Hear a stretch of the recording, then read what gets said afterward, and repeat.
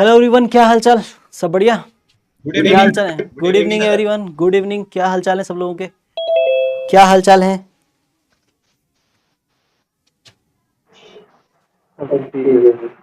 Good evening sir. Good evening जी, good evening. क्या हालचाल है सब लोगों के? हालचाल बढ़िया?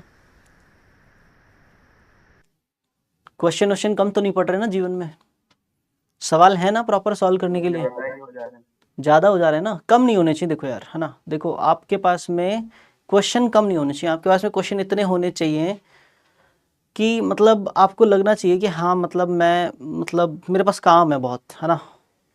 तो फिर क्या होगा ना, जीवन से फालतू जो चीज़ें हैं ना वो धीरे धीरे खत्म होनी शुरू हो जाएंगी, क्योंकि आपके पास काम है। ठीक है, सही कह रहा हूँ ना ईशानी? क्वेश्चन कम तो नहीं है? नहीं सर, कम नहीं है। हम्म। सर मेरे DPP 3 और DPP 4 में कुछ डाउट्स थे। हाँ, आज डाउट्स डिस्कस करेंगे पहले, उसके बाद में फिर इनइक्वलिटीज़ पे बात करेंगे। ठीक है, आज पहला ठीक है। काम डाउट्स का ही है। ठीक है, तो जो लोग लेट आते हैं जनरली उनका कुछ तो करना पड़ेगा। कुछ लोग हैं जो लेट ज्वाइन करते हैं, ठीक है, उनको लगता है सर तो हमारे लिए वेट करेंगे ना, जो कि ऐसा नहीं है ना यार। मतलब ठीक है, हर रोज़ वेट नहीं करूँगा मैं। चलिए साहब, खेला शुरू करते हैं। तो बेसिकली आज का काम क्या है? General method to solve inequalities और wavy curve method to solve inequalities, इस पे बात करेंगे आज हम। लेकिन इन सबसे पहले ना, है ना, इन सबसे पहले डाउट्स पे बात कर लेते हैं ना। तो सबसे पहली बात तो होगी डाउट्स पे। ठीक है, ठीक है, ठीक है ना। तो सबसे पहले डीपीपी नंबर कौन सा डीपीपी का डाउट बताएं पहले? डीपीपी 1 का कोई डाउट है? सर क्वेश्चन नंबर 10 बता दो डीपीवी वाला। डीपीपी 1 का क्वेश्चन नंबर 10,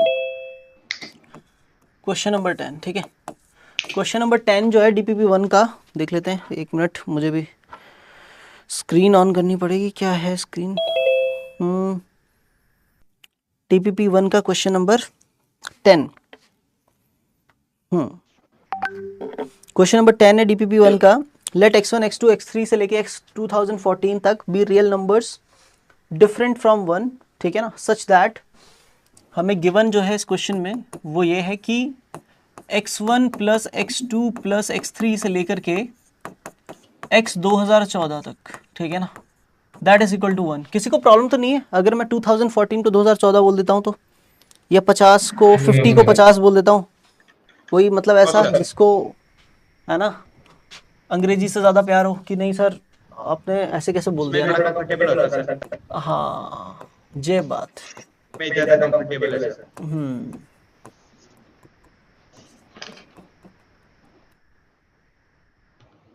हम्म,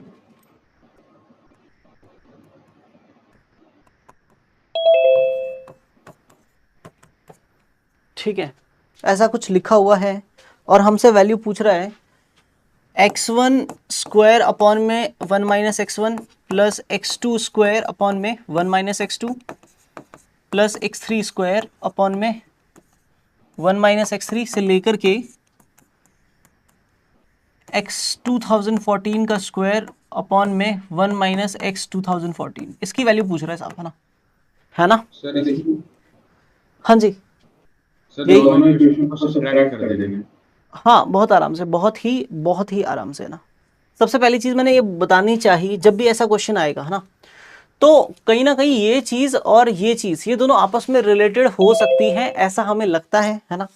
क्योंकि ये दोनों रिलेटेड हैं तभी कहीं ना कहीं इससे ये बना होगा या इससे ये बन सकता है, ऐसा कुछ, है ना। तो जब भी ऐसी प्रॉब्लम सामने आएगी तो सबसे पहले x1, ये x1 x2 x3, ये सब तो बेसिकली टर्म का नंबर जो है ना उसके हिसाब से यहाँ पे x के नीचे नंबरिंग लगाई है अपन ने। वैसे अगर देखा जाए ना तो ओरिजिनली हमारे पास ये लिखा हुआ है x अपॉन 1 माइनस x1 है एक जगह, और एक जगह x स्क्वायर अपॉन में 1 माइनस x1 है। तो मैं क्या चाहता हूँ ना, आप कैसे भी करके इसको सिंप्लीफाई करो ना।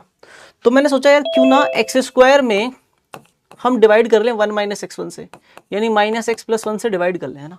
इस टर्म को सिंप्लीफाई करने की कोशिश कर रहे हैं, ठीक है।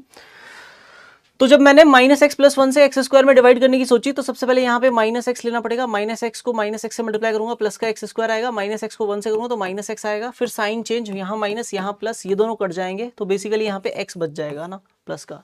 यानी अल्टीमेटली मैं ये बोल सकता हूँ इस टर्म को कि ये माइनस एक्स और प्लस का एक्स अपॉन 1 माइनस एक्स के बराबर है। क्या ये बात आपको समझ में आती है?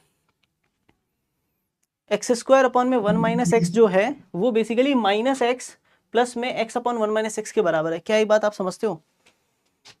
जनरलाइज मेथड बता रहा हूँ, बहुत ध्यान से समझिएगा। Yes. हाँ, तो अगर आप, अरे यार आपको ये नहीं पता कि जैसे मान लो 17 में अपन 3 से डिवाइड करते थे, 3 5 जा 15, रिमाइंडर 2 बच जाता था, तो क्या हम 17 अपॉन में 3 जो था, 17 में 3 का डिवाइड कर रहे थे ना, उसको अपन 5/2/3 लिखते थे, याद है? लिखते थे क्या? और उसको अपन चाहें तो ऐसा भी लिख सकते थे, 5 + 2/3 भी लिख सकते थे, कोई प्रॉब्लम तो नहीं है उसमें। दोनों बातें सेम ही क्या? 5/2/3 और 5 + 2/3, क्या दोनों बातें सेम है? Yes, sir. सेम है ना? हाँ, तो बेसिकली मैंने एक्स स्क्वायर में 1 माइनस एक्स का डिवाइड किया, तो जो रिमाइंडर आया ना, उस रिमाइंडर के अपॉन में तो डिवाइजर को रहना ही रहना है। उसके अलावा ये जो क्वोशिएंट होता है ना, ये हमें प्लस में लिखना होता है ना, तो प्लस में लिख दिया, कोई प्रॉब्लम तो नहीं है। अगर ऐसा सही है, अगर ऐसा हो सकता है, तो आपको ये भी मानने की जरूरत है कि ये जो पूरा लिखा हुआ है ना, इसको मैं आगे चल के पहले वाले टर्म को लिखूंगा माइनस का x1 और प्लस का x1 अपॉन में 1 माइनस x1, ये पहला टर्म हो जाएगा।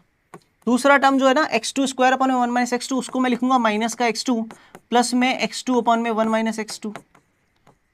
As it is third term को भी मैं क्या लिखूंगा, माइनस x3 और प्लस में x3 अपॉन में 1 माइनस x3, है ना, एंड सो ऑन। सबसे लास्ट वाला जो टर्म है ना, उसको लिखूंगा माइनस x 2014, ठीक है ना, और प्लस में x 2014 के अपॉन में 1 माइनस x 2014, ठीक है ना साहब? क्या ये बात क्लियर है बेटा? क्या ये बात क्लियर है? अगर चमका तो बताओ यार, चमका कि नहीं चमका? Yes, sir. Yes, sir. अब इतना चमकने के बाद में आपको पता है पहला काम क्या करना है? आपको पहला काम करना है कि ये जो आगे आगे वाली टर्म है ना, हर एक ब्रैकेट के अंदर आगे आगे वाली टर्म, इनको उठा के अलग से लिख लेना है, और पीछे पीछे वाली टर्म को उठा के अलग से लिख लेना है ना। तो जैसे ही आप आगे आगे वाली टर्म को उठाओगे तो सब में से माइनस कॉमन आएगा, ब्रैकेट में x1 + x2 से लेकर के x 2014 तक आ जाएगा। और जब पीछे पीछे वाली टर्म को उठाओगे तो बेसिकली आ जाएगा x1 अपॉन में 1 minus x1 plus x2 upon में 1 माइनस x2 और प्लस में x3 अपॉन में 1 minus x3 and so on, ठीक है ना साहब? ठीक है ना, x 2014 अपॉन में 1 माइनस x 2014, है ना। अब एक बालक बोलेगा सर इसका भी वैल्यू पता है अपने को, इसका वैल्यू 1 होता है ना, तो जैसे इसका वैल्यू 1 रखेंगे, बाहर माइनस है तो ये -1 हो जाएगा, और इसका वैल्यू भी पता है सर, इसका वैल्यू भी कितना होता है, 1 होता है, तो -1 + 1 तो रिजल्ट 0 आ गया सर अल्टीमेटली। क्या ये सही है? Yes, sir. कितने बच्चों को इसकी ये करेक्ट मेजर या करेक्ट अप्रोच जो है वो समझ में आई? Yes, sir. Yes, sir. Yes, sir. Next कौन सा question? Sir, DPP 3 question number 5. उससे पहले किसी का कोई डाउट डीपीपी 2 में या डीपीपी 3 में ही 1 से लेके 4 तक कोई डाउट? Sir, मुझे DPP 3 के 4th और 5th प्रॉब्लम और 6th प्रॉब्लम में डाउट है। 4th और 5th और 6th तीनों ही देख लेते हैं बेटा, ठीक है? तो सबसे पहले 4th से शुरू कर लेते हैं ना। 3 नंबर भी डाउट है? आओ 3 नंबर से ही शुरू करते हैं ना। देखो थर्ड क्वेश्चन क्या कह रहा है? थर्ड क्वेश्चन कह रहा है the cubic polynomial p of x satisfies the condition. क्या सेटिस्फाई कंडीशन करता है? दैट x माइनस 1 का whole square is a factor of p of x plus 2। x minus 1 का whole square is a factor of p of x plus 2। x minus 1 का whole square is a factor of p of x plus 2, ठीक है? और उसने बोला कि x plus 1 का whole square is a factor of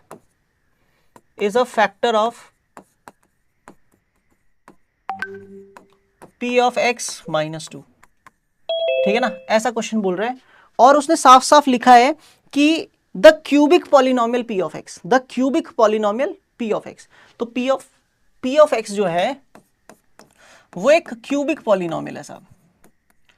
अब आप भी जानते हो कि अगर p ऑफ x प्लस 2 का एक फैक्टर अगर ये है ना, p ऑफ x प्लस 2 का एक फैक्टर अगर x माइनस 1 का होल स्क्वायर है, तो उसका बचा हुआ क्या फैक्टर होगा ताकि दोनों मल्टीप्लाई होकर क्यूबिक पॉलिनोमियल बन जाए?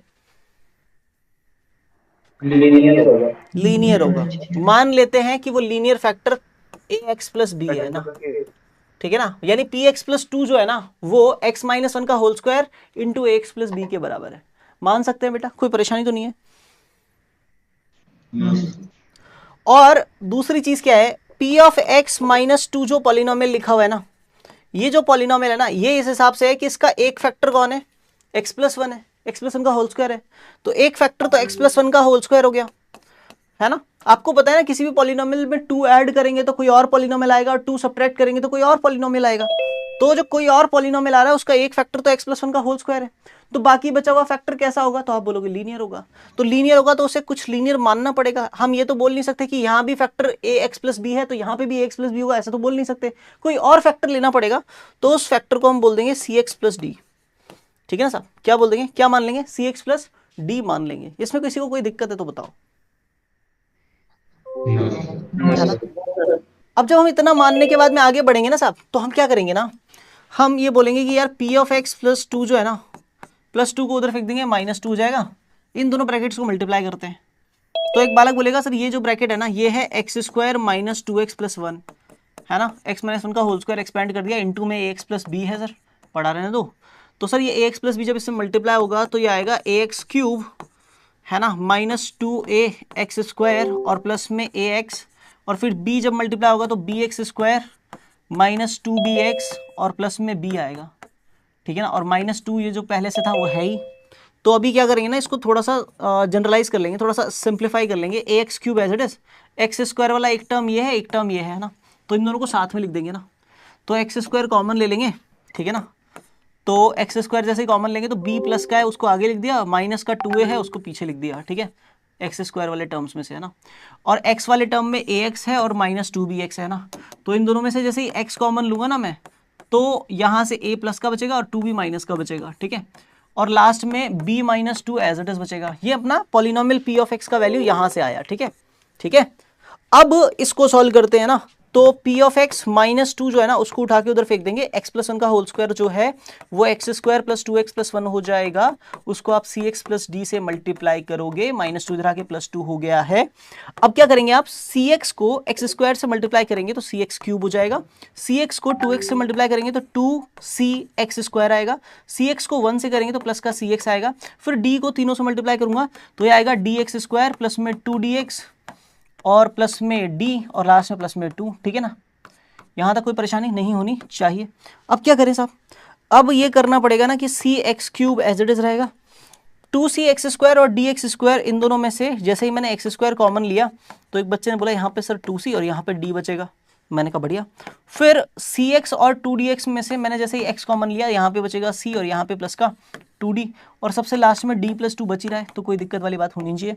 फिर एक बच्चे ने बोला कि सर एक बात बताओ, ये भी पॉलिनोमियल पी एक्स है ना, सर ये वाला जो है ये भी पॉलिनोमियल क्या है, पी ऑफ एक्स है, और ये भी पॉलिनोमियल पी ऑफ एक्स ही है, दोनों एक ही तो चीज़ है, दोनों क्या है, दो नहीं एक ही चीज़ है, दोनों दो नहीं एक ही चीज़ है सर। मैंने कहा हाँ बात तो सही है, दोनों दो नहीं एक ही चीज़ है, तो सर दोनों एग्जैक्टली सेम होने चाहिए। मैंने कहा हाँ बिल्कुल, तो जब दोनों एग्जैक्टली सेम होने चाहिए तो दोनों के कोएफिशिएंट ऑफ एक्स क्यूब जो होने चाहिए वो यहाँ पे है a और यहाँ पे है c, वो दोनों बराबर होने चाहिए। मैंने कहा बहुत सही, तो यहाँ से पहली चीज़ पता चली कि a और c जो होंगे वो बराबर होंगे एक दूसरे के। फिर एक बालक ने बोला कि sir coefficient of x square भी बराबर होना चाहिए, तो मैंने बोला ठीक है, कोएफिशिएंट ऑफ एक्स स्क्वायर यहाँ पे क्या है, तो उसने बोला b माइनस टू ए, तो मैंने लिख लिया b माइनस टू ए, और यहाँ पे क्या है, तो यहाँ पे टू सी प्लस डी है, तो ये दोनों बराबर होने चाहिए, तो टू सी प्लस डी के बराबर। मैंने कहा ठीक है आप बोल रहे हो तो लिख लेता हूँ मैं, है ना। फिर एक बालक ने बोला कि सर क्योंकि आपको a और c बराबर पता है तो इसमें थोड़ा सा और चेंजेस करिए, 2a एज इट इज, और यहाँ पे 2c जो है ना, c की जगह a लिख दीजिए, तो यहाँ पे भी 2a हो जाएगा प्लस में d। मैंने कहा बढ़िया। फिर माइनस 2a को सर उधर भेज दीजिए, तो b इक्वल टू हो जाएगा प्लस का 4a और प्लस का d। मैंने कहा बहुत ही शानदार। फिर एक बालक आया, उसने एक और बात बोली, है ना, उसने बोला सर कोएफिशिएंट ऑफ कौन सा बराबर होना चाहिए, जल्दी बताओ अगला कौन सा बराबर करेंगे, x बराबर करेंगे। समझ में आ रहा है ना, मैं अकेले तो नहीं पढ़ रहा हूँ ना, हाँ बिल्कुल बिल्कुल। तो x का कोएफिशिएंट यहाँ पे a माइनस टू बी है, एक तरफ तो a माइनस टू बी है और दूसरी तरफ है c+2d, है ना, c+2d, ठीक है सर। तो क्योंकि a और c बराबर थे ना सर, तो a से c कट गया क्योंकि a और c बराबर है, ठीक है। तो माइनस का 2b और माइनस का 2d बराबर है सर। मैंने कहा बहुत बढ़िया। तो एक बच्चे ने बोला सर 2 से 2 कैंसिल कर दो, तो b माइनस का b जो है ना वो d के बराबर होता है, ये याद रख लो सर आगे से। मैंने कहा बहुत बढ़िया। फिर उस बच्चे ने कहा कि सर एक काम करो ना, यहाँ पे उस चीज़ को इम्प्लीमेंट करा ही दो। मैंने कहा ठीक है करा देते हैं। तो उसने बोला कि सर जो d है ना उसकी जगह माइनस b लिख देंगे ना, तो यहाँ पे b equal to 4a plus D था, d की जगह माइनस b कर दिया, माइनस b दे रहा है प्लस b, तो 2b इक्वल टू 4a हो गया। फिर उस बच्चे ने कहा कि 2b इक्वल टू 4a है, तो यानी इसका मतलब है b बराबर है सर 2a के। मैंने कहा बहुत सही। थोड़ा सा सिंप्लीफाई और किया तो ये b इक्वल टू 2a वाली कंडीशन आ गई। अब क्या करें सर, अब कांस्टेंट टर्म बराबर कर दो ना। कांस्टेंट टर्म भी दोनों में क्या होनी चाहिए, बराबर होनी चाहिए। तो कांस्टेंट टर्म्स क्या है भाई, कांस्टेंट टर्म्स यहाँ पे कांस्टेंट टर्म है b-2 और यहाँ पे d+2, तो बराबर कर दिया। b-2 जो होगा वो बराबर होगा d+2 के। फिर एक बच्चे ने बोला सर b की जगह d की जगह माइनस b रख दो। मैंने कहा ठीक है। तो b-2 that is equal to d की जगह पे माइनस b और प्लस में 2, तो माइनस b इधर आएगा तो प्लस b हो जाएगा, तो b प्लस b, और 2 एज इट इज, -2 उधर जाएगा तो +2 हो जाएगा, तो 2 + 2 4, और b प्लस b 2b, तो b का वैल्यू कितना आ जाएगा साहब, यहाँ से 2 आ जाएगा। सर बहुत स्ट्रगल करवाया इस सवाल ने, बिल्कुल करवाएगा, स्ट्रगल तो करवाएगा ही, है ना, हल्का सवाल थोड़ी है। तो b का वैल्यू 2 आया, b का वैल्यू यहाँ पे 2 डालोगे तो a का वैल्यू 1 आ जाएगा। a का वैल्यू कितना आ जाएगा 1, a का वैल्यू 1 आ जाएगा, तो d का वैल्यू कितना आ जाएगा बताओ। b का वैल्यू अगर 2 है तो d का वैल्यू कितना होगा -b यानी -2, और a और c बराबर है तो c का वैल्यू कितना आएगा 1 आएगा। तो सर क्वेश्चन क्या चाहता था, पहले तो ये पूछो ना सर, क्वेश्चन चाह क्या रहा था। क्वेश्चन बोल रहा था p(3) का वैल्यू बता दो, p(3) का वैल्यू बता दो। तो एक काम करो, p(x) इक्वल टू क्या आया था, p(x) + 2 इक्वल टू ये वाली इक्वेशन थी ना, ये यूज कर लेते हैं ना।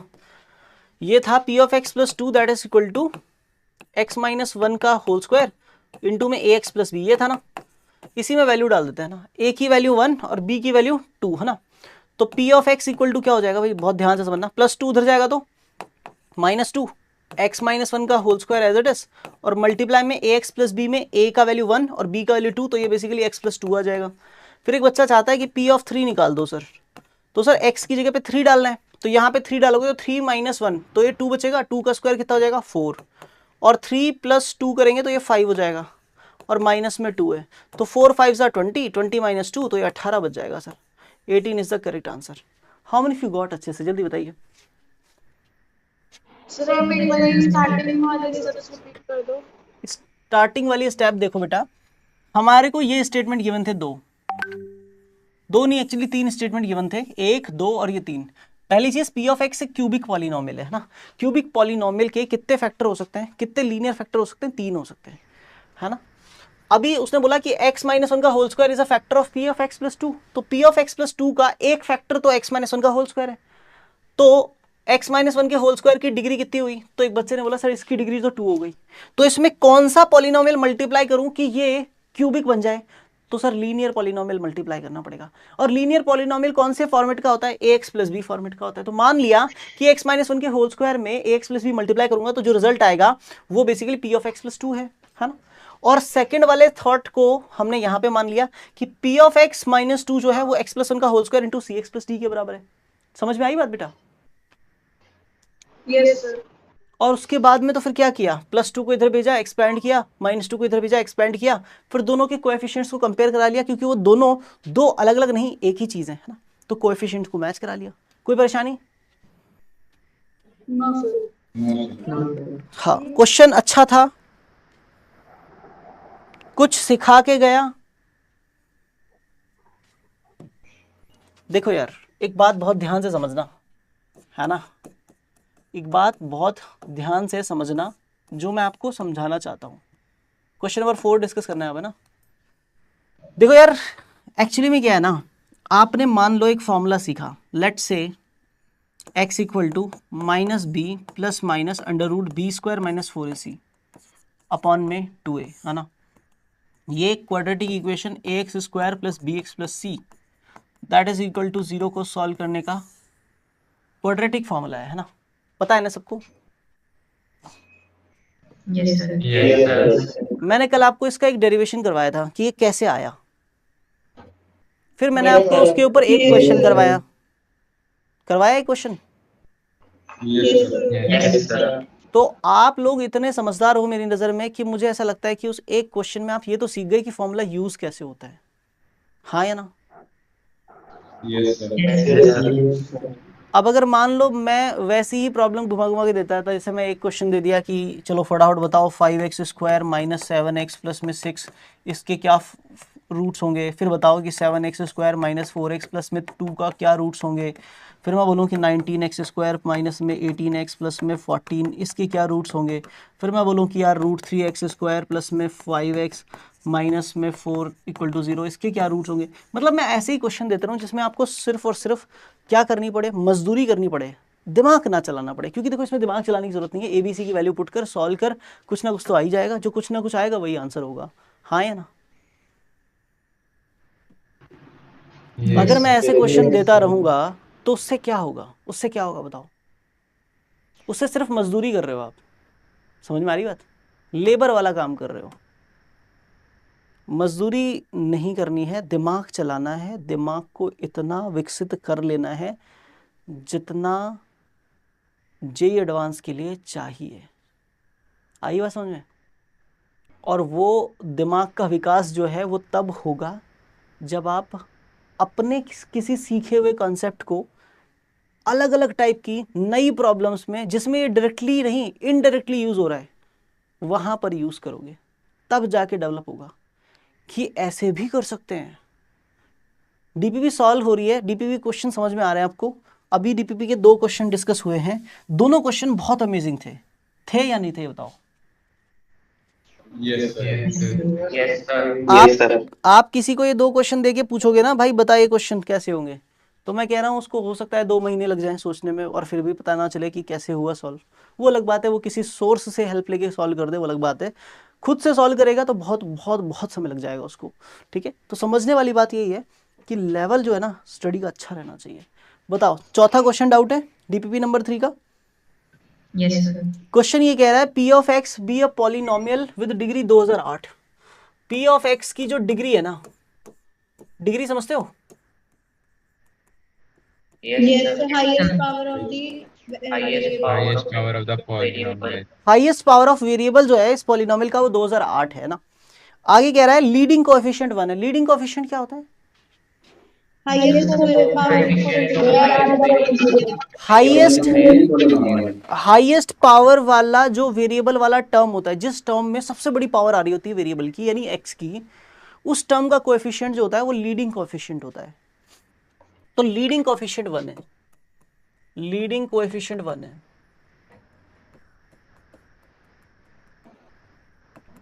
ठीक है, आगे क्वेश्चन कहता है कि P ऑफ 0 जो है P ऑफ x में x की जगह 0 डाला तो रिजल्ट आया 2007। ठीक है, 1 डाला तो रिजल्ट आया 2006, 2 डाला तो रिजल्ट आया 2005 and so on. P of 2007 डाला तो रिजल्ट आया 0।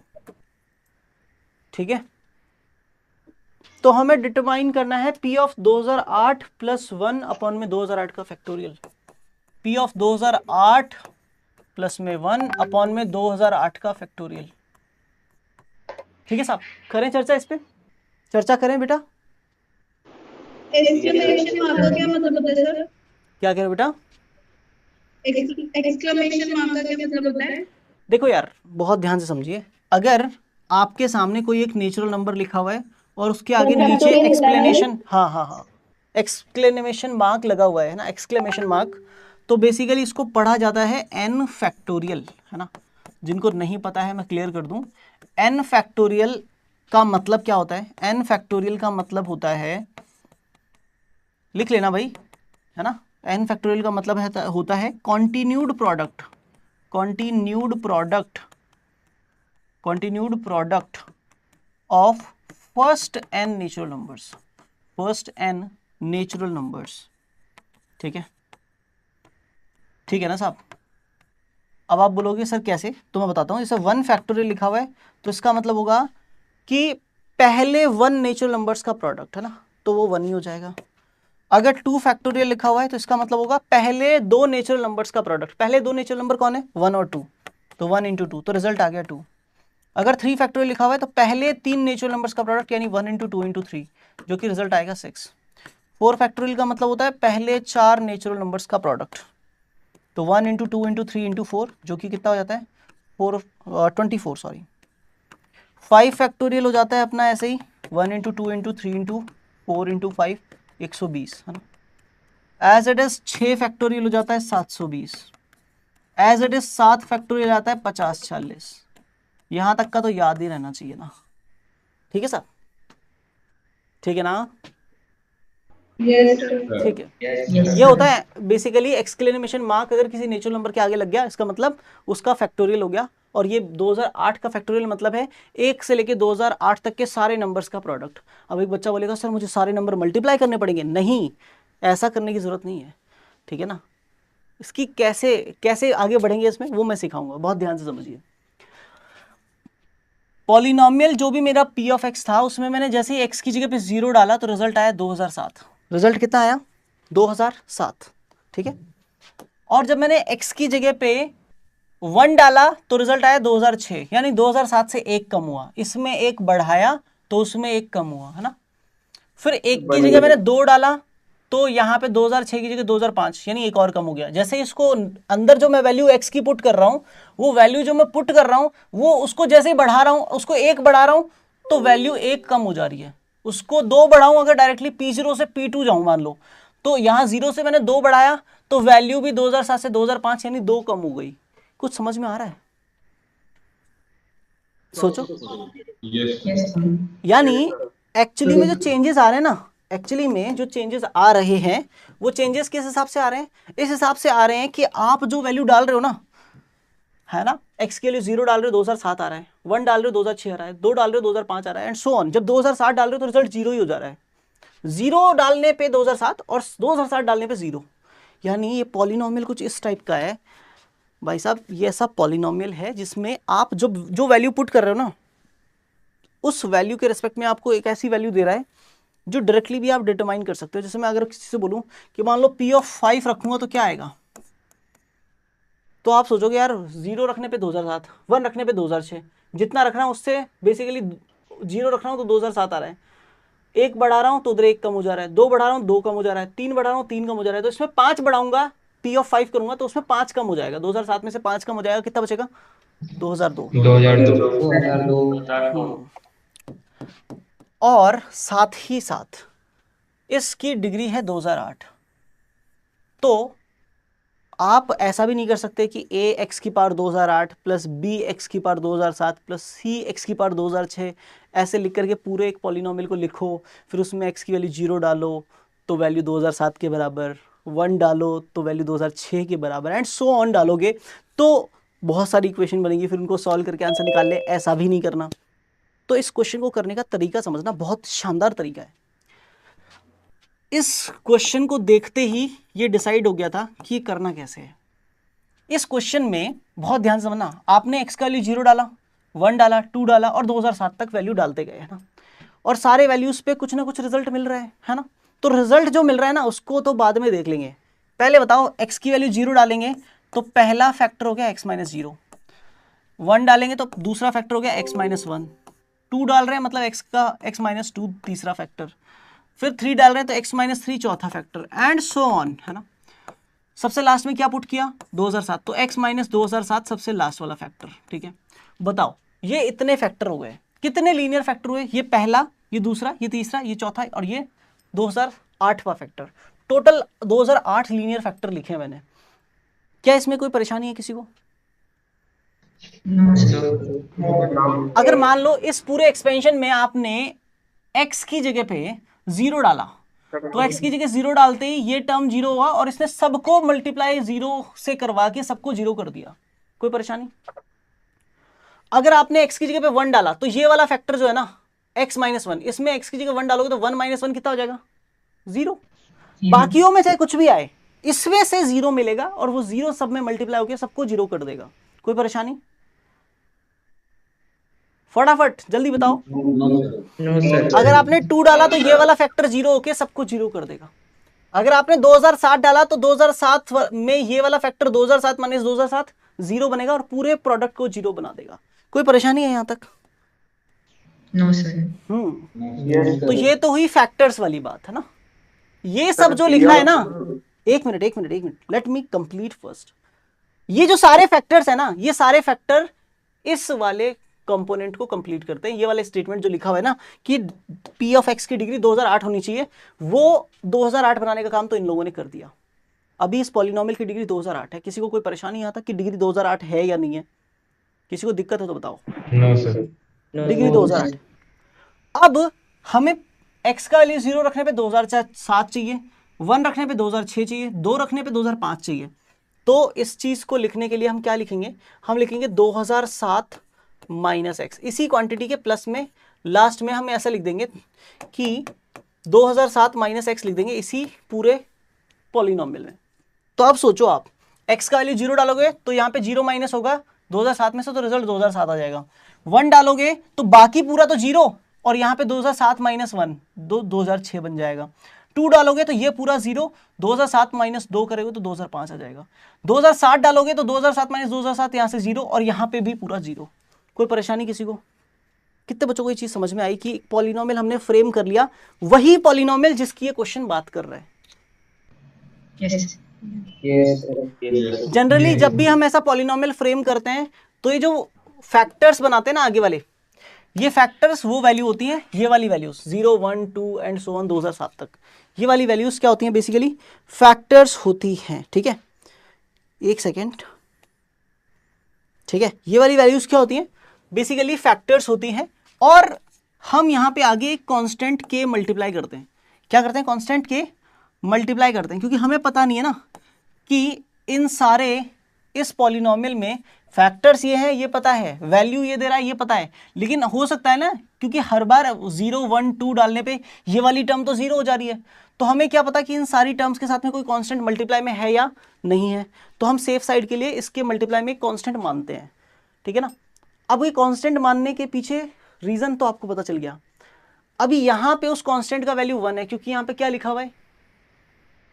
Leading coefficient 1। Leading coefficient. Leading coefficient कैसे बनता है? जैसे मान लो अगर दो फैक्टर मल्टीप्लाई हो रहे हैं, x-2 और x-3, तो जब सारे ब्रैकेट्स के पहले पहले टर्म मल्टीप्लाई होते हैं ना, तो x की सबसे मैक्सिमम पावर वाला टर्म आता है।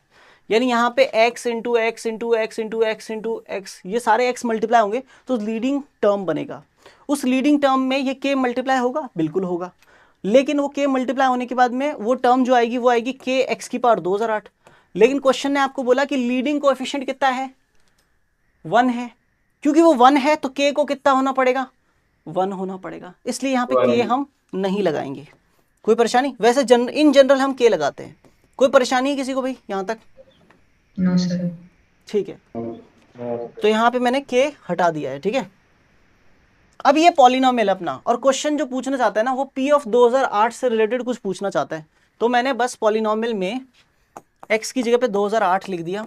जैसे ही 2008 लिखा तो एक बच्चे ने बोला सर यहाँ पे x की जगह 2008 लिखो, तो 2008 माइनस 0 तो ये आएगा 2008, फिर सर 2008 माइनस 1 तो ये आएगा 2007, फिर 2008 माइनस 2 ये आएगा सर 2006।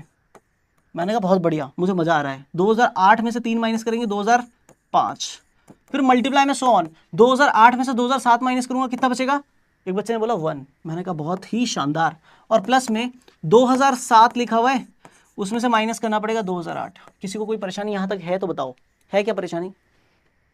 No, sir. फिर एक बच्चा बोलेगा सर 1 से लेके 2008 तक के सारे नंबर्स का प्रोडक्ट है सर ये, इसको आप क्या लिखिए? इसको आप 2008 का फैक्टोरियल लिखिए। मैंने कहा बहुत सही कह रहे हो तुम, बहुत सही। क्या ये बात क्लियर है? 2007 में से 2008 जाएंगे, कितना बचेगा? Minus 1। This is p of 2008 है ना। तो -1 इधर आएगा तो -1 इधर आएगा तो +1, दैट इज इक्वल टू कितना है? 2008 का फैक्टोरियल है, हाँ है ना। तो 2008 फैक्टोरियल से इधर भी डिवाइड कर दिया और इधर भी डिवाइड कर दिया,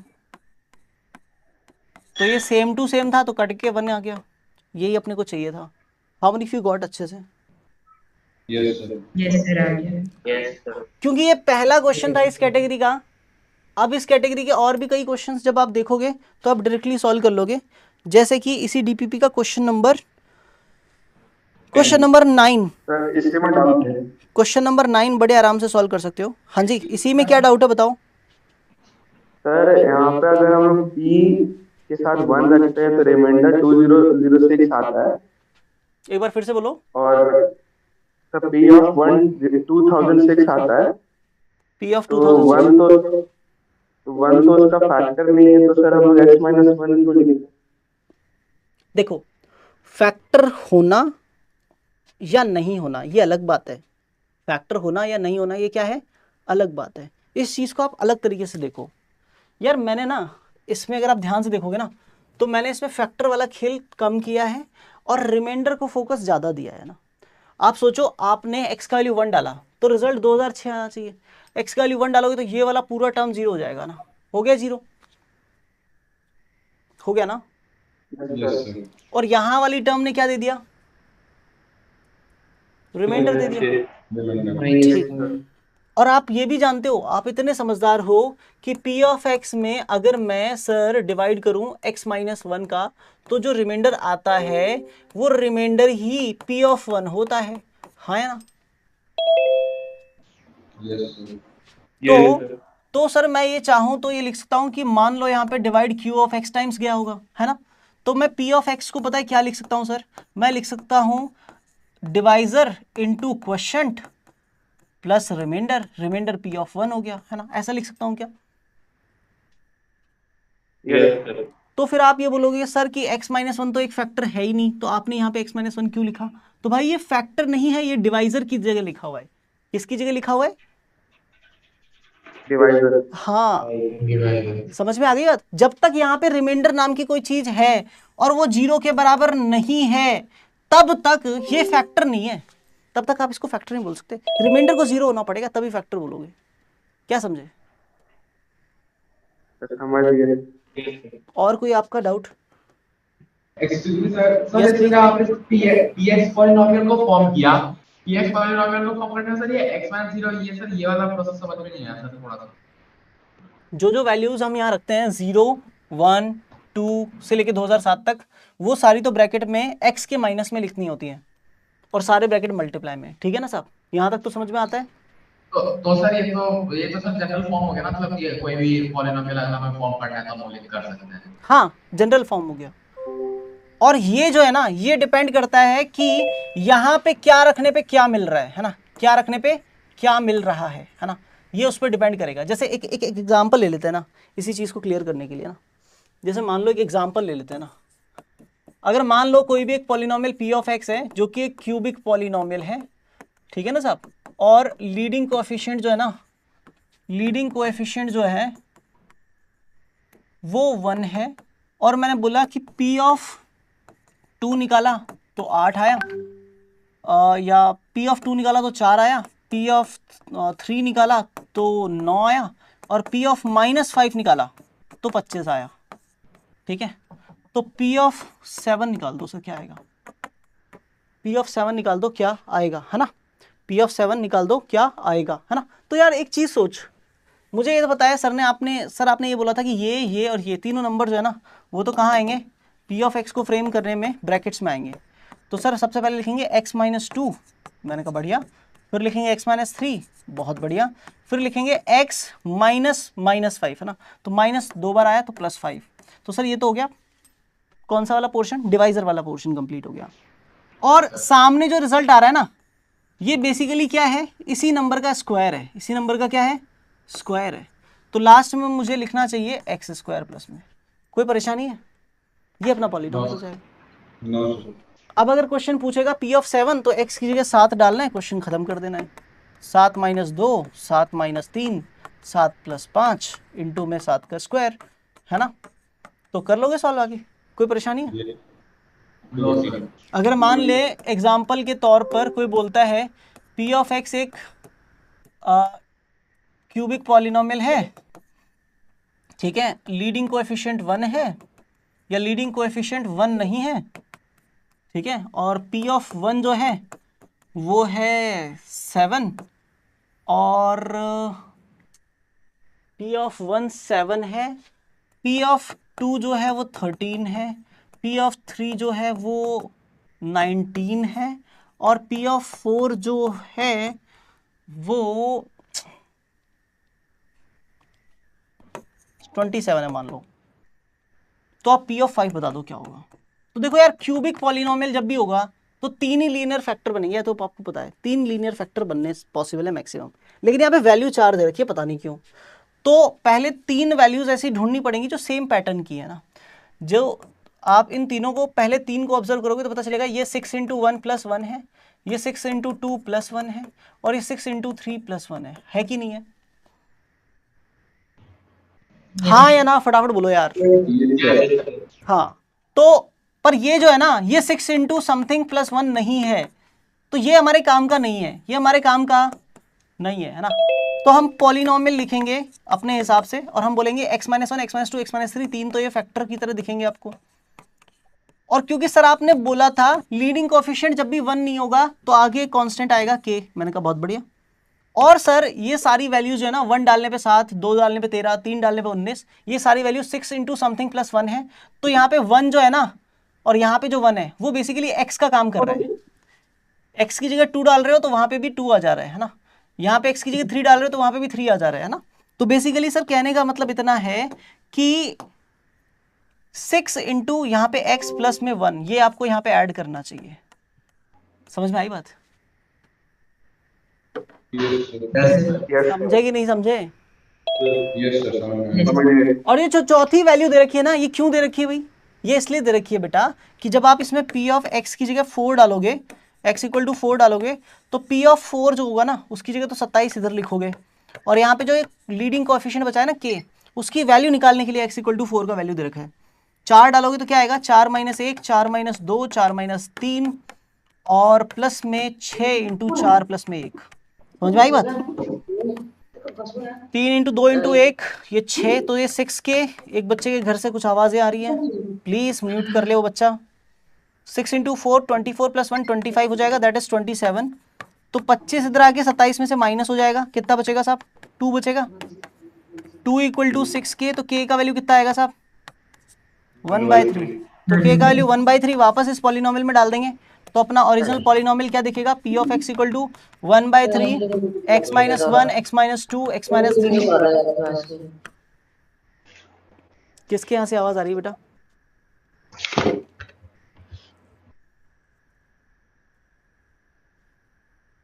क्या सभी म्यूट पे हैं आप? Yes sir. ठीक है। तो ये पॉलिनोमियल हो गया अपना ये वाला ना। किसी को कोई परेशानी है इसमें? ऐसे क्वेश्चन सब सॉल्व करने में हैंडी हो गए ये क्वेश्चंस? कितने लोगों को हैंडी हो गए? Raise your hands.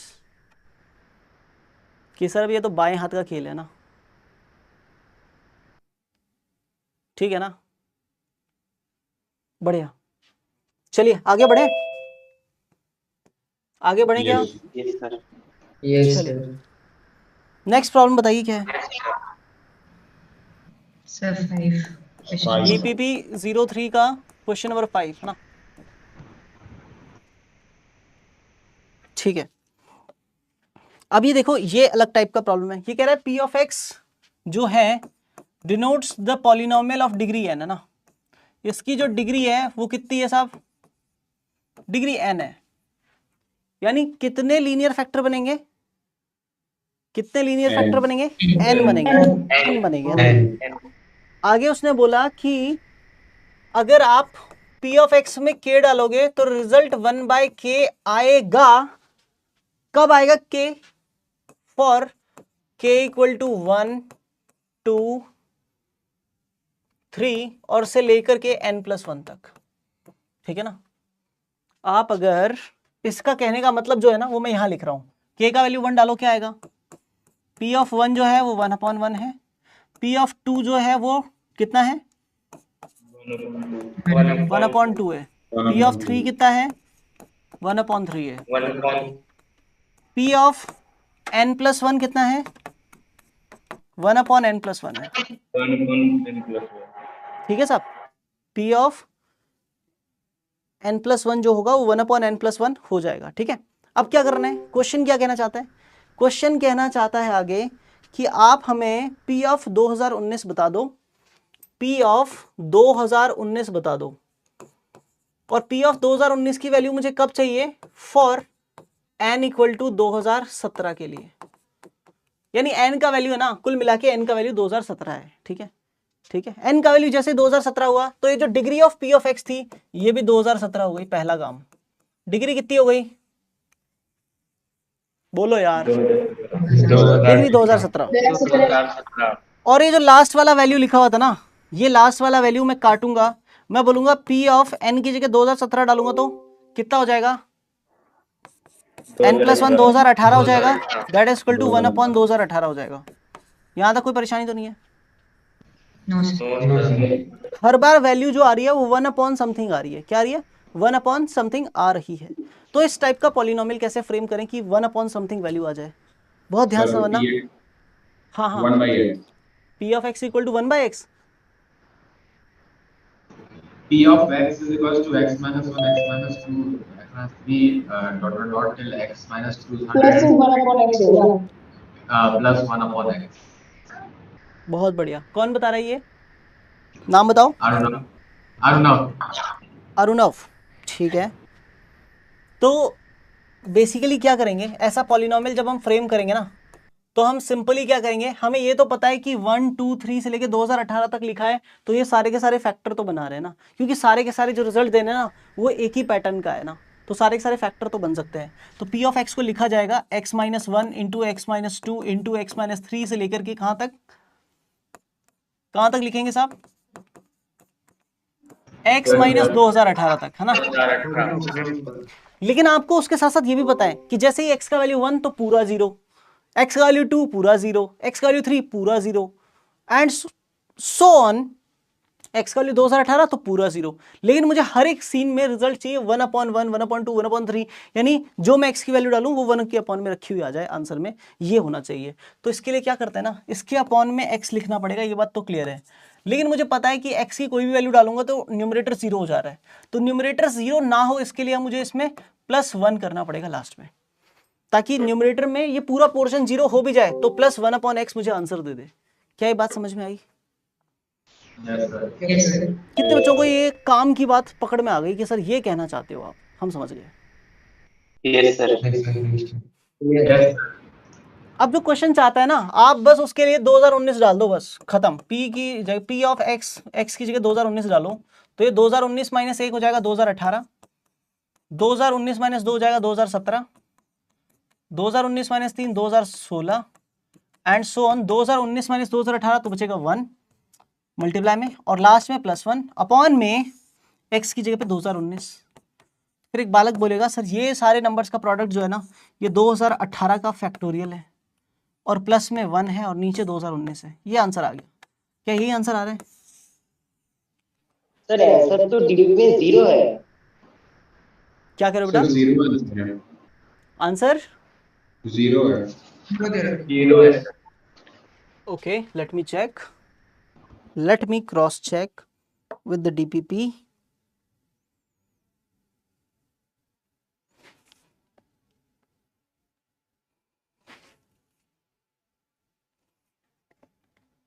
ओके,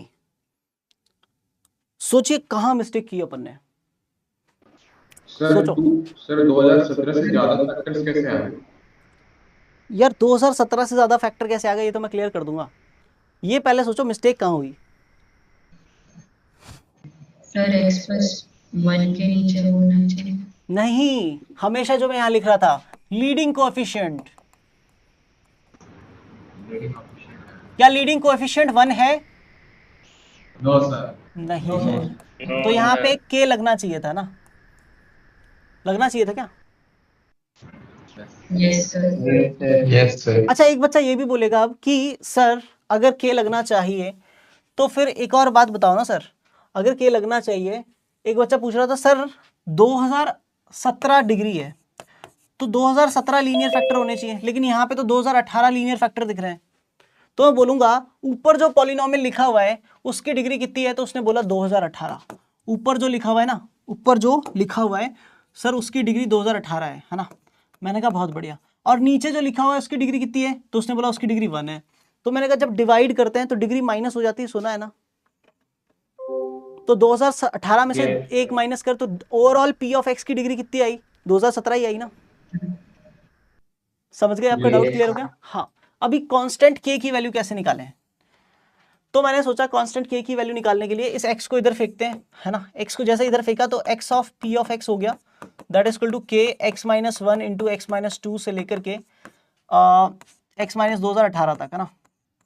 यानी जनरली आपको पॉलिनोमियल जब भी आप फ्रेम करोगे और 1/x जैसा कुछ दिखेगा, है ना, तो आप क्या करिएगा, डिवाइड में x लगाने की बजाय सेफ साइड बता रहा हूं, सेफ साइड, है ना, क्योंकि लीडिंग कोफिशिएंट हमेशा 1 नहीं होगा। जब भी लीडिंग कोफिशिएंट 1 होगा तब आप डिवाइड में x लगाओ, कोई दिक्कत नहीं है। लेकिन लीडिंग कोफिशिएंट जब 1 नहीं है तो आप इस x को, नीचे वाले x को इधर फेंक दो, p ऑफ x के मल्टीप्लाई में फेंक दो। सर इससे क्या फायदा है, अगर कोई पूछेगा कि सर इससे क्या फायदा है, इससे फायदा यह है कि लीडिंग कोफिशिएंट निकालने का आसान तरीका मिल जाएगा। तो एक बच्चा बोलेगा कैसे, तो मैं बोलूंगा यार x इक्वल टू 0 पुट कर दे, है ना, पुट कर दे x इक्वल टू 0, है ना, पुट x इक्वल टू 0। जैसे ही x इक्वल टू 0 पुट करोगे तो यहां से क्या समझ में आएगा, यहां से ये समझ में आएगा कि जब डिवाइड में x था ना, तब अगर मैं डिनोमिनेटर में 0 डालता तो पूरी दुनिया मेरे खिलाफ हो जाती, हाँ या ना। लेकिन अभी मेरे पास डिवाइड में x नहीं है, डिवाइड में x नहीं है। अब मैंने क्या किया, x की जगह 0 पुट किया, तो ये 0 इंटू p ऑफ 0 हो गया, और something which is multiplied with 0 ultimately becomes 0, right, हाँ है ना। Yes. अब आप क्या करोगे ना, इसमें k as it is, x की जगह 0 डालोगे तो यहाँ पे -1, यहाँ पे -2 एंड सो ऑन, यहाँ पे माइनस का 2018, क्लियर है, और लास्ट में प्लस में 1 है। कोई परेशानी तो नहीं है यहाँ तक। No, sir. ये प्लस का 1 उठ करके इधर आएगा तो -1 हो जाएगा, कोई दिक्कत। ठीक है, k एज इट इज। अच्छा एक बात बताओ यार, ये माइनस माइनस माइनस, तो टोटल माइनस कितने टाइम्स मल्टीप्लाई हो रहा है, ऑड टाइम्स या इवन टाइम्स।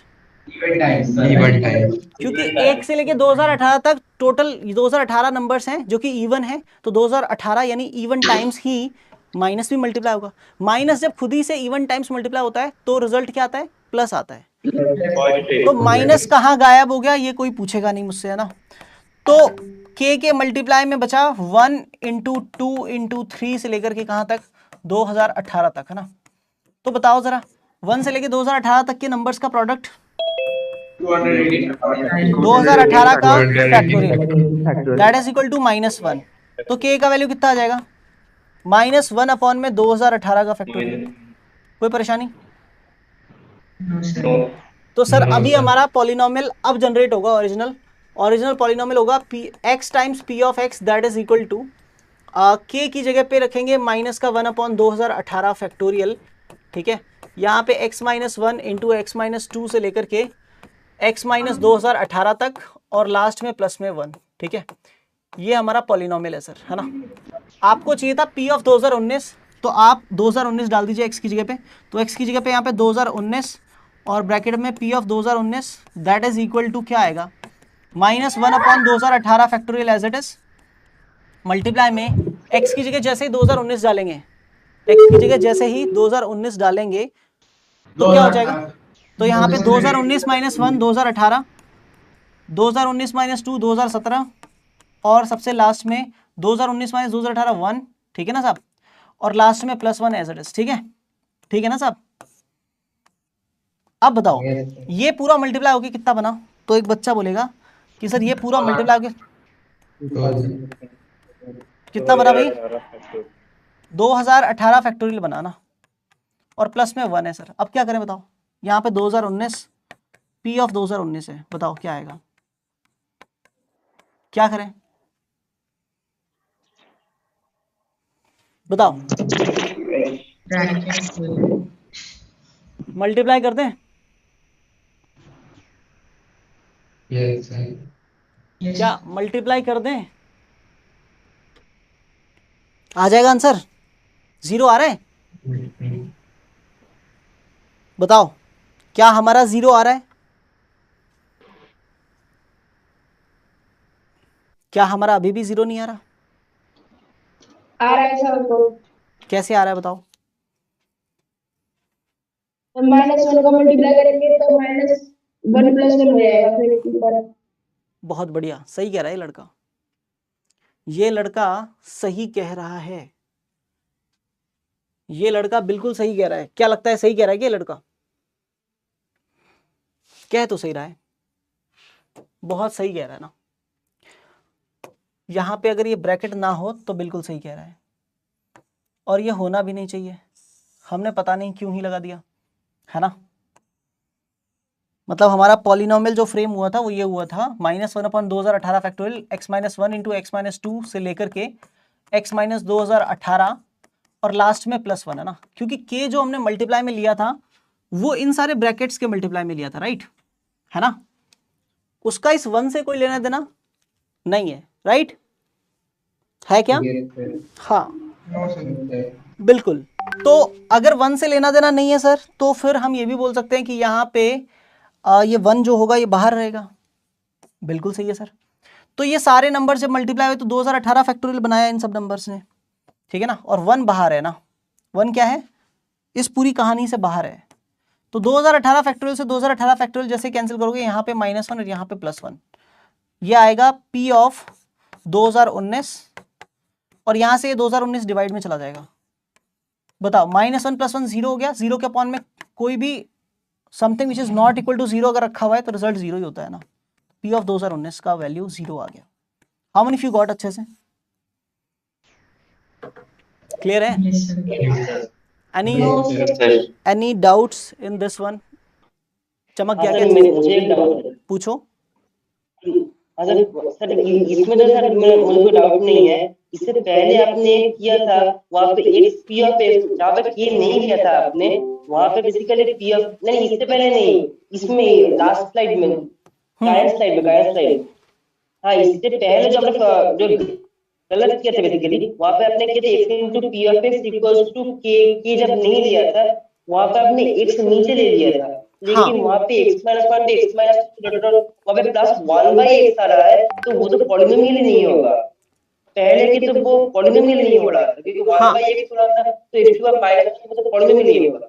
वो पॉलिनोमियल नहीं हो रहा था, मैं आपकी बात समझ गया, ठीक है। वो पॉलिनोमियल नहीं बन रहा था। x क्या बोल रहे हो आप, x-1 इंटू x-2 से लेकर के x-2018 तक, ठीक है, और प्लस में 1 अपॉन में x कर रहे हैं, तो वो पॉलिनोमियल नहीं बन रहा है। बिल्कुल सही कह रहे हो आप, लेकिन वो इस केस में पॉलिनोमियल नहीं बन रहा ना। लेकिन कोई एक ऐसा केस जरूर पॉसिबल हो सकता है जिसमें ये जो सारे नंबर्स है ना, -1 -2 -2018, ये एक सीक्वेंस में ना होकर के कुछ ऐसे नंबर्स होंगे कि जब सबको मल्टीप्लाई करेंगे, यानी इस पूरे x-1 से लेके x-2018 तक के सारे लीनियर फैक्टर्स को जब मल्टीप्लाई करूंगा तो जो कांस्टेंट बचेगा ना लास्ट में, अगर वो कांस्टेंट -1 आ जाए और वो -1 + 1 कैंसिल हो जाए, तो फिर वो x से ऊपर वाला टर्म डिवाइड हो जाएगा, तो वो पॉलिनोमियल हो जाएगा। समझ गए? अच्छा सर, ठीक है, हाँ ठीक है सर, ठीक है, नाइस अप्रोच। चलिए आगे बढ़ते हैं। नेक्स्ट डाउट बताओ क्या है? DPP03 का क्वेश्चन नंबर 8, क्वेश्चन नंबर 8 ये रहा। क्वेश्चन नंबर 8 कहता है f of x be a polynomial of degree 3, है ना। क्वेश्चन नंबर 8 है f ऑफ x जो है वो एक पॉलिनोमियल है जिसकी डिग्री 3 है। मैंने कहा ठीक है। उसने बोला कि f ऑफ x जो है वो -2 अपॉन में x है फॉर x इक्वल टू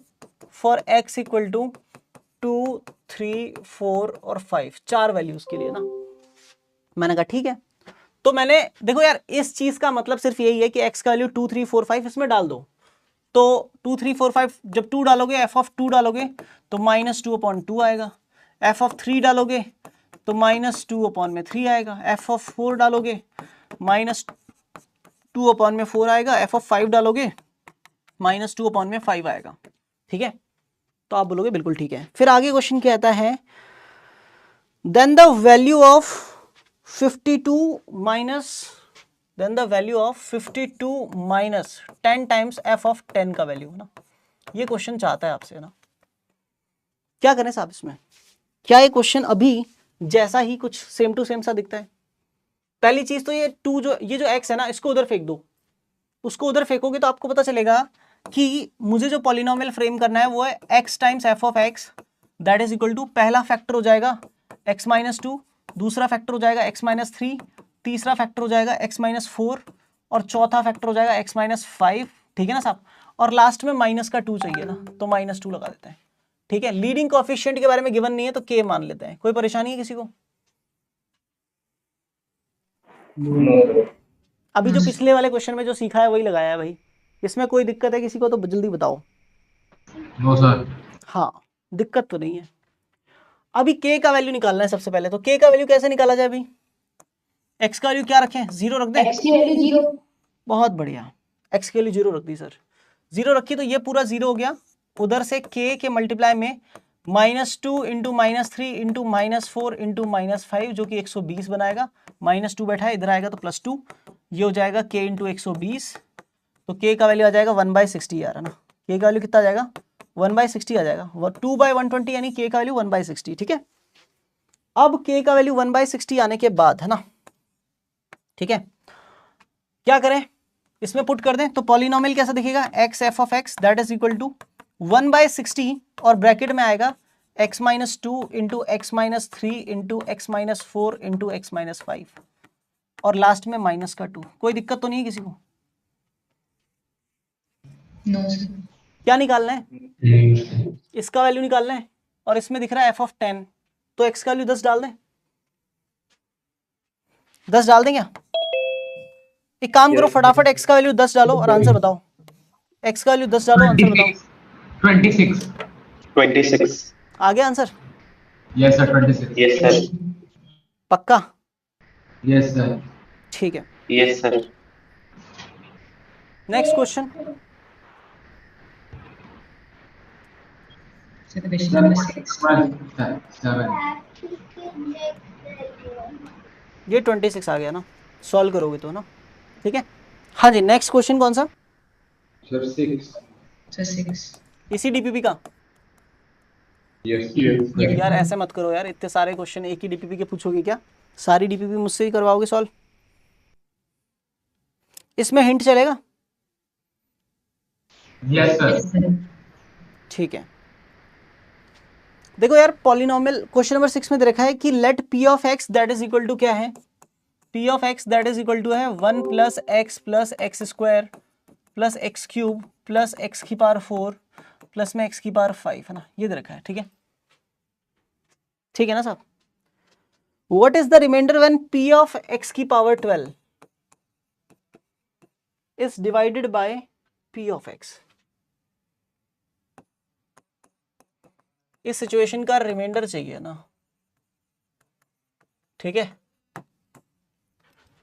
देखो यार, बहुत ध्यान से समझना, बहुत ही प्यारी बात समझाऊंगा, बहुत प्यारी बात। हाँ, पहली बात, अगर कभी जीवन में ऐसा मिल जाए 1 plus x square plus x cube या प्लस एक्स पावर 4 तक या एक्स पावर 5 तक या एक्स की कितनी भी पावर तक अगर आपको मिल जाए तो उसको छोटे टर्म्स में लिखने का एक तरीका होता है।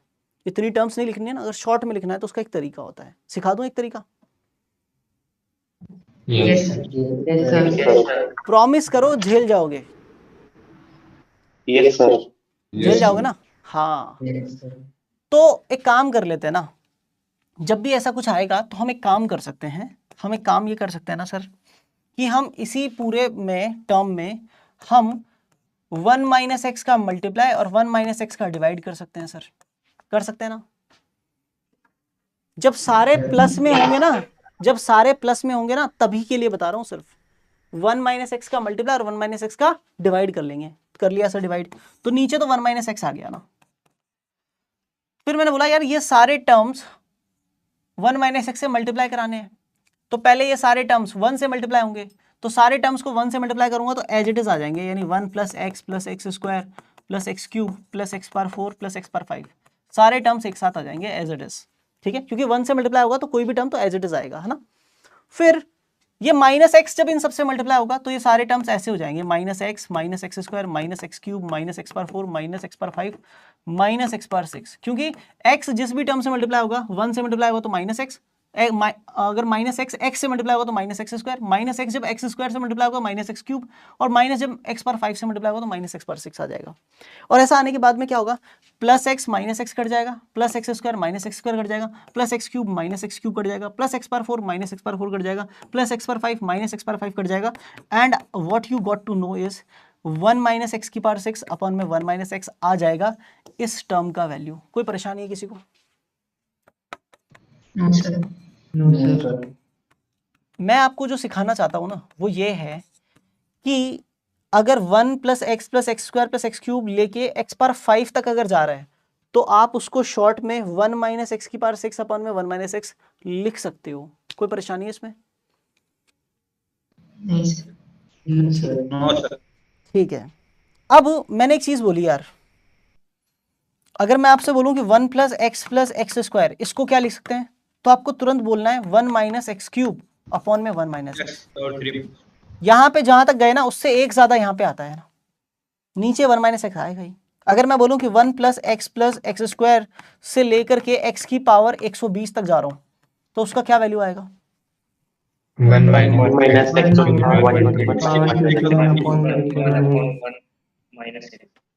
यही आएगा ना। yes sir जिस दिन मैं आपको सीक्वेंस एंड सीरीज यानी अर्थमेटिक प्रोग्रेशन वाला चैप्टर जो है आपका क्लास 10th वाला, उस चैप्टर से रिलेटेड बातें जब करूंगा मैं, है ना, और उसमें जब मैं एडवांस लेवल पढ़ाऊंगा थोड़ा सा, तो मैं आपको सिखाऊंगा कि ऐसा हुआ क्यों। भाई इसका एक कारण तो मैंने ये दिखा दिया एक्सपेंड करके, इसका एक दूसरा कारण भी है पैरेलल यूनिवर्स में। वो पैरेलल यूनिवर्स वाला दूसरा कारण जो है ना वो आपको उस चैप्टर में सीखने को मिलेगा, वो बहुत इंटरेस्टिंग है। ठीक है, तो अभी तो हमें जो समझ में आया है ना वो ये था ना। अभी मैं नीचे वाला टर्म मिटा रहा हूं और मैं आपसे एक अगला सवाल पूछ रहा हूं, उसका मुझे बहुत बढ़िया आंसर चाहिए।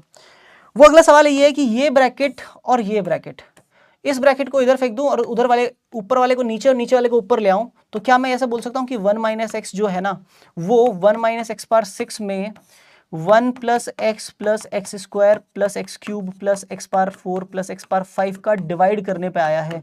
क्या आप ये मानोगे? yes sir मानना तो पड़ेगा ना, मानना तो पड़ेगा ना।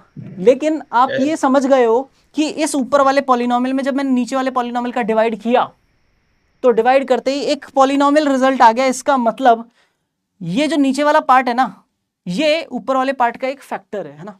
यानी मैं पहली जो दलील देना चाहूंगा ना अपने सवाल में वो ये देना चाहूंगा कि 1 plus x square plus x cube plus x power 4 plus x power 5, ये जो टर्म है ना इज अ फैक्टर। ये पूरा एक फैक्टर है किसका? 1 माइनस एक्स पावर 6 का, है ना। ये पूरा किसका एक फैक्टर है? 1 माइनस एक्स पावर 6 का एक फैक्टर है। ठीक है, कोई परेशानी यहां तक साहब? No, sir. जो चीज इससे डिवाइड हो सकती है वो चीज इससे भी डिवाइड होगी, है ना। क्लियर? Yes, sir. है ना। yes sir यानी ऐसी जो चीज होगी ना, जो चीज इससे डिविजिबल होगी, जैसे मान लो मैं बोलता हूं 2 इज अ फैक्टर ऑफ 6, है ना। 2 जो है वो 6 का एक फैक्टर है। अगर किसी चीज में किसी नंबर में 6 का भाग जा रहा है तो उसमें 2 का भी डिवाइड जाएगा, ये तो आप मानोगे ना। कोई नंबर अगर 6 से डिविजिबल है Yes, तो sir. वो 2 से भी डिविजिबल होगा, है ना। ये आप मान लोगे, इसमें आपको कोई परेशानी नहीं है। तो मैंने कहा ठीक है यार, अब आओ जरा मुद्दे पे। वो कह रहा है p ऑफ x पावर 12 क्या होगा?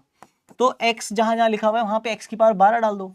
तो 1 प्लस एक्स की जगह x की पावर 12, एक्स स्क्वायर की जगह x की पावर 12 का स्क्वायर, एक्स क्यूब की जगह x की पावर 12 का क्यूब, x पावर 4 की जगह x की पावर 12 की पावर 4 और x पावर 5 की जगह x की पावर 12 की पावर 5। फिर एक बार सॉल्व किया तो पता चला कुछ और ही आ गया, है ना। कुछ और ही आ गया। क्या आ गया? यह आया 1 plus x power 12 plus x power 24 plus x power 36 plus x की पावर 48 प्लस एक्स की पावर 60, है ना। ये आ गया सर। अब क्या करें सर? तो इस पूरे एक्सपेंशन में 1 माइनस एक्स पावर 6 का डिवाइड कर लो। क्या कर लो? डिवाइड कर लो। डिवाइड करते आपका आंसर आ जाएगा, है ना। डिवाइड किया सर, बहुत आसानी से डिवाइड किया। 1 माइनस एक्स पावर 6 से डिवाइड करना है, तो एक्स पावर 6 को आगे लिख लिया, 1 को पीछे लिख लिया, बस पूरे टर्म में डिवाइड कर रहा हूँ, बहुत ध्यान से समझना। एक्स की पावर 60 है ना। और क्या डिवाइड करें या और कोई तरीका अपना है बताओ? डिवाइड थोड़ा लेंदी हो जाएगा ना, तो एक कंसेप्ट सिखाते हैं ना। एक क्या सिखाते हैं? कॉन्सेप्ट सिखाते हैं, बहुत ध्यान से समझिएगा। कॉन्सेप्ट क्या कहता है, बहुत ध्यान से समझिएगा। अगर कहीं पे भी एक्स पावर एन माइनस ए पावर एन लिखा हुआ है, ठीक है ना, कहीं पे भी क्या लिखा हुआ है? एक्स पावर एन माइनस ए पावर एन कहीं पे भी लिखा हुआ है ना, ठीक है। और है ना, उसमें एन जो है ना वो एक इवन नंबर है। एन क्या है? इवन नंबर है। इवन नंबर मतलब एन की जगह 2 डाल सकते हो, 4 डाल सकते हो। 2 डालोगे तो x square minus a square, 4 डालोगे तो एक्स पावर 4 माइनस ए पावर 4, 6 डालोगे तो एक्स पावर 6 माइनस ए पावर 6, 8 डालोगे तो एक्स पावर 8 माइनस ए पावर 8, है ना, ऐसा कुछ आएगा। तो मेरा कहने का मतलब ये है, for N equal to even, X minus A is always a factor of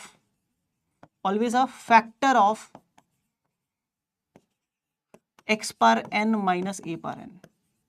क्या ये बात आप मानते हो ऐसा होगा? अगर n इवन नंबर है तो x माइनस a जो होगा वो हमेशा एक फैक्टर होगा किसका? x power n minus a power n का। कैसे सर, कैसे होगा? आप x square minus a square को फैक्टराइज करते हो तो आपको पता चलता है एक्स प्लस ए इंटू एक्स माइनस ए, हमेशा एक फैक्टर एक्स माइनस ए मिलेगा ही मिलेगा। जब पावर 2 रखोगे, पावर 4 रखोगे तो पहले इसको फैक्टराइज करोगे तो ये फैक्टराइजेशन में x square plus a square into x square minus a square बनेगा। फिर दुनिया चिल्ला चिल्ला के बोलेगी अरे इसका फैक्टर भी तो करेगा ना दोबारा, तो उसका फैक्टर करने जाएंगे, उसका फैक्टर करेंगे तो क्या आएगा? एक्स प्लस ए इंटू एक्स माइनस ए आएगा। तो यहाँ पे एक्स माइनस ए आ रहा है, ठीक है। तो जब n इवन होता है तब, है ना, x माइनस ए हमेशा फैक्टर होता है। अच्छा, n अगर ऑड होगा तब भी क्या फैक्टर होगा x माइनस ए? बिल्कुल होगा। क्यों? क्योंकि एक्स क्यूब माइनस ए क्यूब, देखो एक्स क्यूब माइनस ए क्यूब का फॉर्मूला पता है आपको? एक्स माइनस ए इंटू एक्स स्क्वायर प्लस में ए एक्स प्लस में ए स्क्वायर, ऐसा होता है। तो x माइनस ए तो वहां पे भी आता है। तो n ऑड हो या इवन हो, x माइनस ए हमेशा फैक्टर है।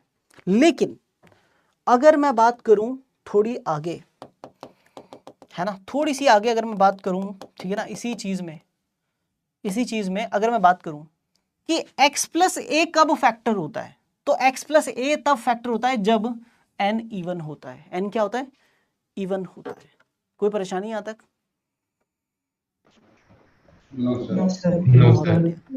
x माइनस ए कब फैक्टर होगा?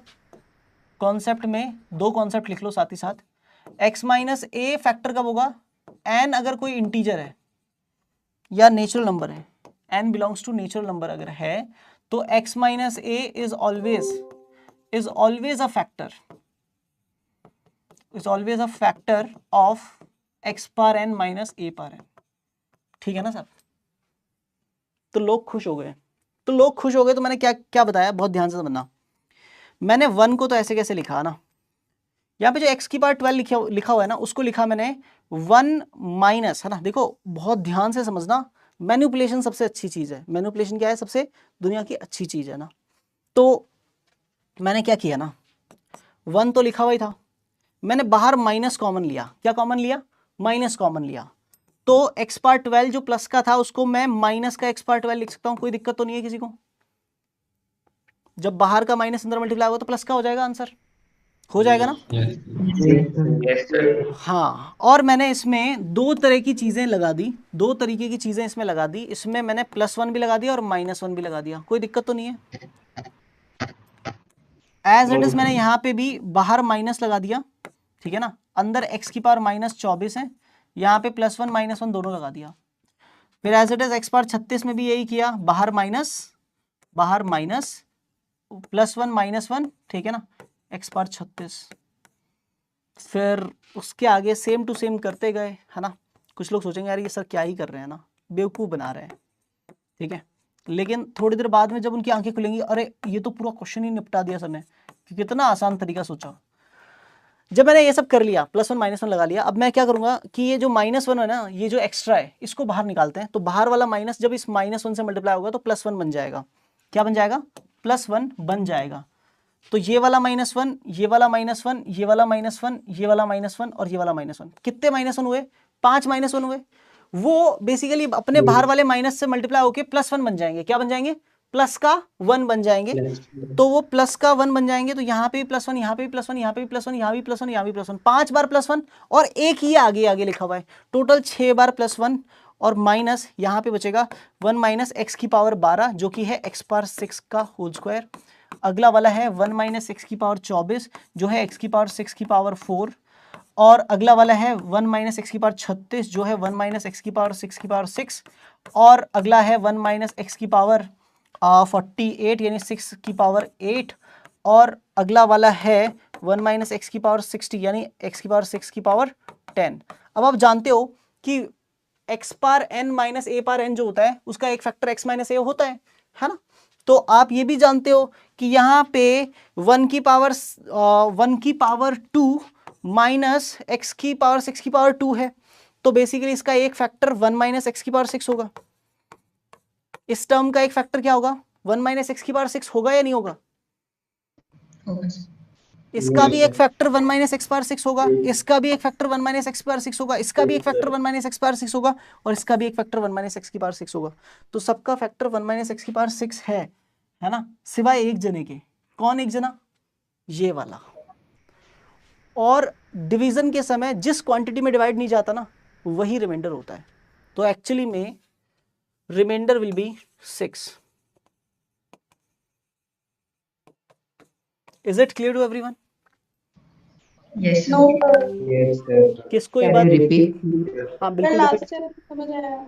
लास्ट स्टेप समझ नहीं आया? क्या नहीं समझ आया बताओ। सर देखो 1 माइनस 6 x की पावर 6 मतलब इन सबका फैक्टर्स निकल गया 6 के अलावा। ठीक है, तो 6 रिमाइंडर कैसे हुआ? बताता हूँ बेटा। अगर मान लो मैं ऐसे बोलता हूँ कि 3 इज अ फैक्टर ऑफ 15, तो इसका मतलब होता है कि जैसे आप 15 में डिवाइड करोगे 3 का, 3 5 जा 15, तो बेसिकली 3 से डिवाइड करने पे रिमाइंडर 0 आ रहा था, है ना। जब भी कोई Yes, क्वांटिटी sir. किसी दूसरी क्वांटिटी का एक फैक्टर होती है तो उस क्वांटिटी से दूसरी क्वांटिटी में डिवाइड करने पर रिमाइंडर 0 आ रहा होता है। तो यहाँ से जो रिमाइंडर आएगा वो 0, यहाँ से रिमाइंडर 0, यहाँ से रिमाइंडर 0, यहाँ से रिमाइंडर 0, यहाँ से रिमाइंडर 0। ठीक है, इन सबसे तो रिमाइंडर 0 आया, सिर्फ एक जना बच गया 6। क्या 6 में 1 माइनस x की पावर 6 का डिवाइड जाता है? नहीं जाता। तो वो क्या बचा गया? 6 जो बच गया वो रिमाइंडर है क्योंकि उसमें डिवाइड नहीं किया। Getting my point? Yes, sir. ठीक है ठीक है ठीक है ठीक है। आई थिंक क्लास का टाइम ओवर हो गया है। आज कुछ नया पढ़ा ही नहीं, है ना। चलिए, तो आई थिंक आज के लिए इतना ही। Thanks to all of you. Thank you, bye bye, have a nice day. Hope so you have enjoyed today's class.